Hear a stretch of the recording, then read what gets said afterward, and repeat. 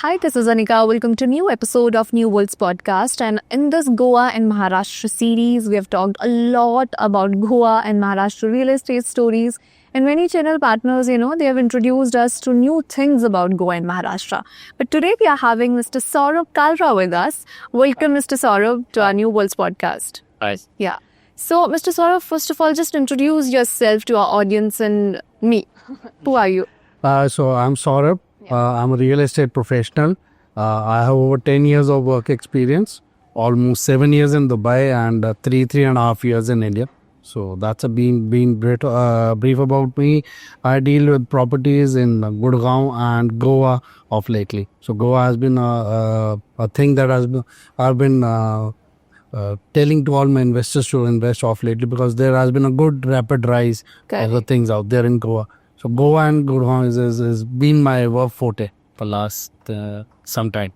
Okay. And Mr. Saurabh, what is Goa for you personally? Goa previously was just a party destination. Yeah, correct. Last 1.5-2 years, it's been business more so. So last many trips I've been to Goa. Again with the investors of lately been traveling. The investments ke liye is with something and Yeah, from vacation to business things, एक sudden shift है वहाँ पर, right? Yeah, of लेके वो है. शुरू में तो कभी उस पर्सपेक्टिव से देखा नहीं था, बट क्योंकि हर बार जा रहे थे और होटल से अब लेटली रहना अलग शुरू किया था और जो हम जो विलास रेंट आउट कर रहे थे तो kind of rentals that you are giving, तो एक लगा कि इसमें एक बिजनेस की एक अपॉर्चुनिटी दिखती है. सो वो उस अपॉर्चुनिटी को कैपिटलाइज करते हुए last 1.5 years I have been putting an effort और कुछ इन्वेस्टर्स को अच्छा रिटर्न भी दिला पाए. तो उस सेंस में it's not shifted from just a pleasure और vacation spot to investment opportunity. And after covid ये बहुत ज्यादा हुआ, राइट? हाँ जी, सेकंड होम के लिए जैसे हम बात करते हैं तो लोग इन्वेस्टमेंट के लिए सेकंड होम देख रहे थे. आज गुड़गांव, दिल्ली, एनसीआर के लोग हिल्स को देखते थे एक सेकंड होम के लिए. बट गोवा इज समथिंग जो एक रिचुअल है. Every individual as a ritual going once every year. तो उस हिसाब से लोग काफी ज्यादा देख रहे हैं. तो उसमें we can see requirement of sustainable energy by buyers in Goa also. तो उसके बारे में आप क्या बोलेंगे? बिकॉज़ गोवा कोविड है क्योंकि और अब सस्टेनेबल एनर्जी भी sustainable energy is the future. Correct. आज उस चीज़ की डिमांड है. हमारे जिस तरह रिसोर्सेज कम होते जा रहे हैं तो फ्यूचर यही है कि वहाँ पे भी या किसी भी पार्ट ऑफ इंडिया आपके लिए सोलर एनर्जी होनी चाहिए, रेन्यूएबल रिसोर्सेज होने चाहिए, क्योंकि लाइफ को लॉन्गर सेंस में जीना है. तो अगर आप अपने ही रिसोर्सेज को जलाते जाएंगे तो कब तक आप सस्टेन कर पाएंगे?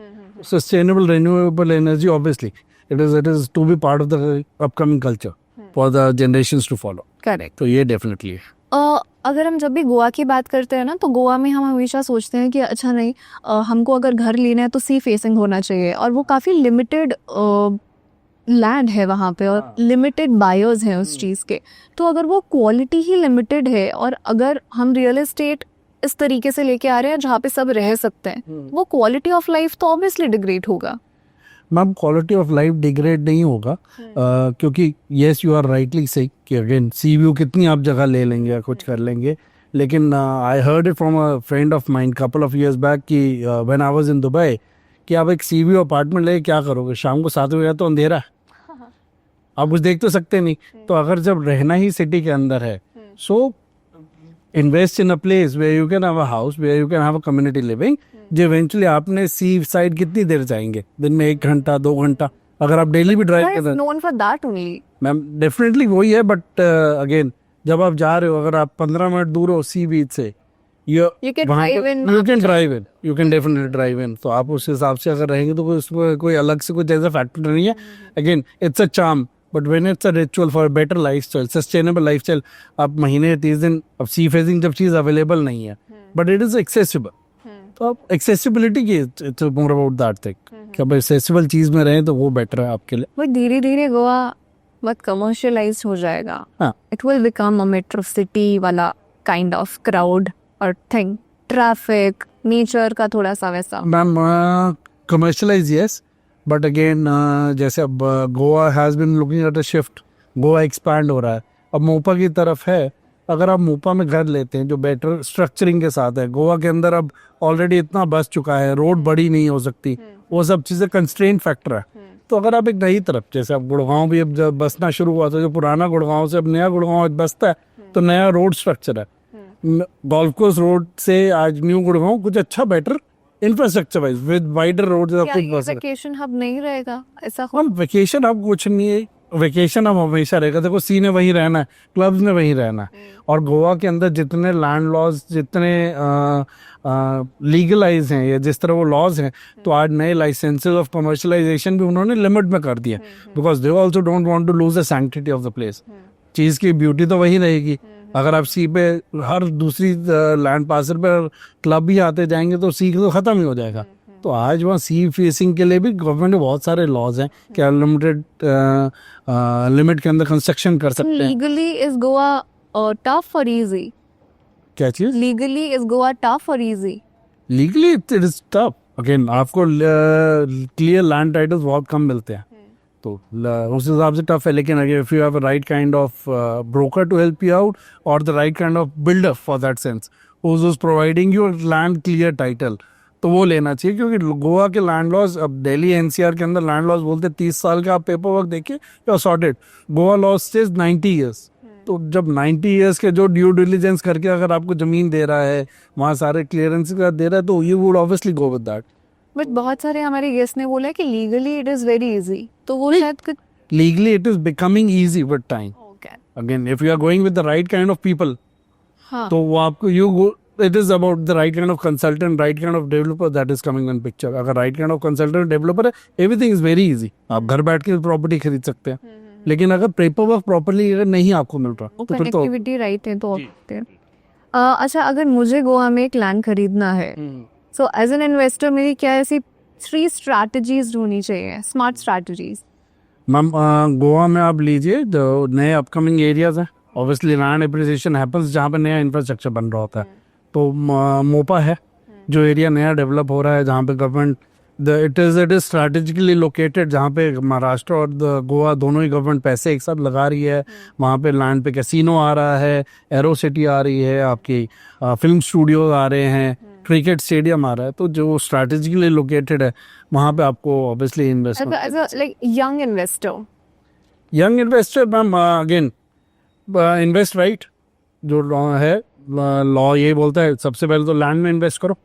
सबसे अच्छी चीज़ तो वही है, लैंड आपको हमेशा अप्रिशिएट करेगी। लैंड आप वर्ल्ड में कहीं पर भी लेंगे आपको लॉस नहीं रहती, तो लैंड के अंदर इन्वेस्ट करो। हम रिटायरमेंट इन्वेस्टमेंट देखें और यंग इन्वेस्टमेंट देखें, तो यंग इन्वेस्टमेंट में टॉप 3 चीज़ें क्या आनी चाहिए, और रिटायरमेंट इन्वेस्टमेंट में गोवा के पर्सपेक्टिव से 3 चीज़ें क्या आनी चाहिए?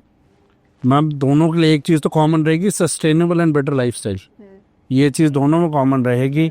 बाकी इसमें लैंड की आपके क्लीन टाइटल डील हो, नया कम्युनिटी डेवलप हो रही हो, और आई वुड स्टे जहाँ पे आपको इंफ्रास्ट्रक्चर अवेलेबिलिटी हर चीज़ अच्छी मिल रही हो। This is for young young even for the older one. But what's the difference? हम जैसे नॉर्थ गोवा की बात करें या मोपा सिटी की बात करें, तो रिटायरमेंट के हिसाब से हमें कहाँ पे, कौन सी जगह पे गोवा में इन्वेस्ट करना चाहिए?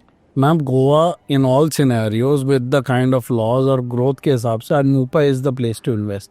आपका प्राइस लॉजिकल है, आप आज एक अच्छे रेट पे एंटर कर जाते हो जो ग्रोथ का आपको पैटर्न देता है। गोवा के अंदर खुद एज अ सिटी के अंदर आपको बहुत सारे लैंड लॉज है, जिसकी वजह से वहाँ पे cost of land is really high. And again as we are discuss in the first part कि वहाँ पे जब अवेलेबिलिटी ही कम है, तो वहाँ पे आप वही चीज़ लेंगे, कहीं ना कहीं कॉम्प्रोमाइज़ कर पाएंगे।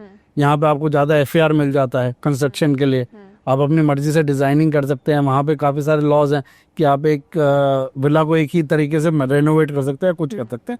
तो वो लॉज के हिसाब से जो अपकमिंग एरियाज़ है, तो गवर्नमेंट भी क्या कर रही है, जो नए एरियाज़ हैं वहाँ पे बहुत सारे scope of appreciation but scope of discussion दे रही है।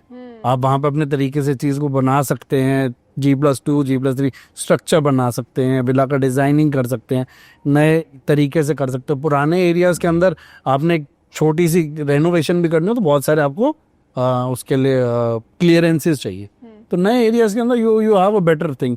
और मोपा साइड पर अगर आप जाएंगे, you have the best of everything. You have hills along side, you have plains there, river front मिल जाता आपको इन सम एरियाज।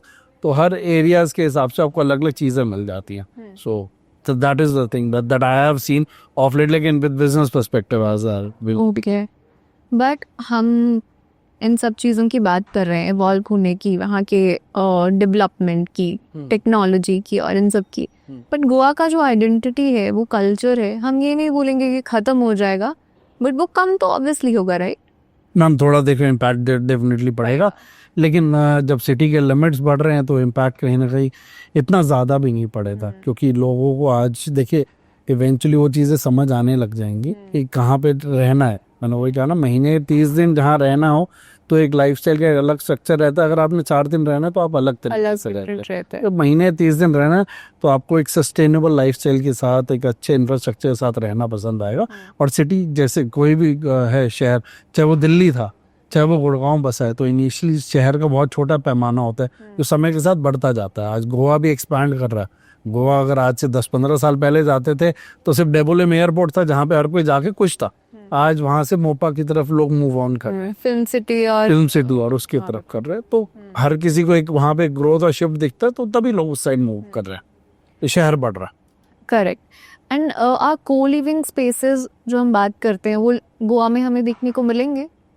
को living, yes definitely, because it's a foreign thing, but यहाँ पे काफी कम जगहों पे देखने को मिलते हैं वो। कहाँ पे? गोवा में? यहाँ इंडिया में वैसे कम जगह पे दिखने को मिलते हैं वो, बट गोवा में स्पेसिफिकली बात करें, मैम गोवा में आने वाले टाइम में, बिकॉज अगेन वहाँ पे पीपल अगेन को लिविंग इज समथिंग आने वाला समय है, आने वाला समय है। लैंड कॉस्ट इतनी महंगी होती जा रही है, बहुत बड़े घर नहीं बन पाएंगे, तो लोगों को ultimately you have to shift towards को living for that purpose definitely. Okay, so thank you Saurabh. हम अभी आपके साथ एक रैपिड फायर राउंड करेंगे, so are you ready for that? I suppose so, yeah. Yeah. Okay. So there are only 4 questions. Randomly, आपको just झट से answer देना है इसका. So my first question is, Goa's property market in just one word. Booming. Booming. Biggest driver of appreciation? New infrastructure. Goa lifestyle or investment? Both. फिर भी अगर आपको एक चूज करना हो तो? Investment as of now. Okay, business mindset. No? Business. Right time to invest? Now. Now? Okay. You don't delay it. Yeah. Thank you so much, Saurabh Kalra. आपने बहुत अच्छे से हमें कुछ इंसाइट्स दिए हैं गोवा के बारे में. ऑफ कोर्स ही मेंशन कि चीज़ें वहाँ पे आएंगी, थोड़ा बहुत फ़र्क पड़ेगा, बट उसके साथ बहुत सारी चीज़ें बेटर भी होंगी. And thank you so much mister Saurabh. It's a pleasure. So we'll meet in our new episode of New Worlds Podcast. Till then, keep watching New Worlds Podcast. Thank you.